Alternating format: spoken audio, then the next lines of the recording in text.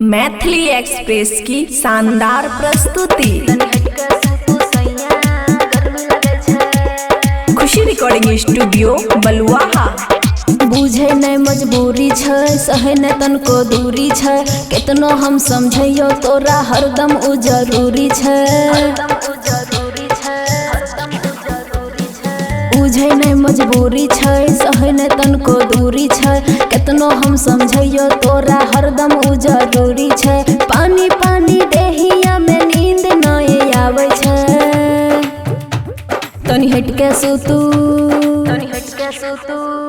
तनी हटके सुतू सैया गर्मी लगे छै, तनी हटके सुतू सैया गर्मी लगे छै, तनी हटके सुतू सैया गर्मी लगे छै।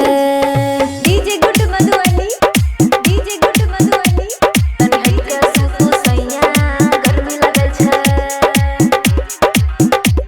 तनी हटके सुतू सैया गर्मी लगे छै। मिक्स बाय अमन अक्के। कूलर के हवा कितनो लागे तनको नहीं सोहावे, हीटर जेना गरम जवानी कबो नहीं ठंडावे। कूलर के हवा कितनो लागे तनको नहीं सोहावे, हीटर जेना गरम जवानी कबो नहीं ठंडावे। चोली के खजाना सतावे छै, तनी हटके सुतू, तनी हटके सुतू सैया गर्मी लगे छै, तनी हटके सुतू सैया गर्मी लगे छै, तनी हटके सुतू सैया गर्मी लगे छै। DJ good Madhubani, DJ good Madhubani, तनी हटके सुतू सैया गर्मी लगे छै, तनी हटके सुतू सैया गर्मी लगे छै। खुशी रिकॉर्डिंग स्टूडियो बलुआहा।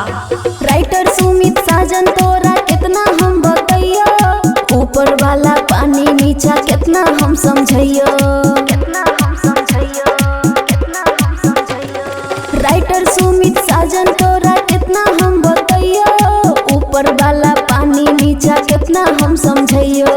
दाया तोरा किया नहीं आवे छै, तनी हटके सुतू, तनी हटके सुतू सैया गर्मी लगे छै, तनी हटके सुतू सैया गर्मी लगे छै, तनी हटके सुतू सैया गर्मी लगे छै। खुशी रिकॉर्डिंग स्टूडियो बलुआहा।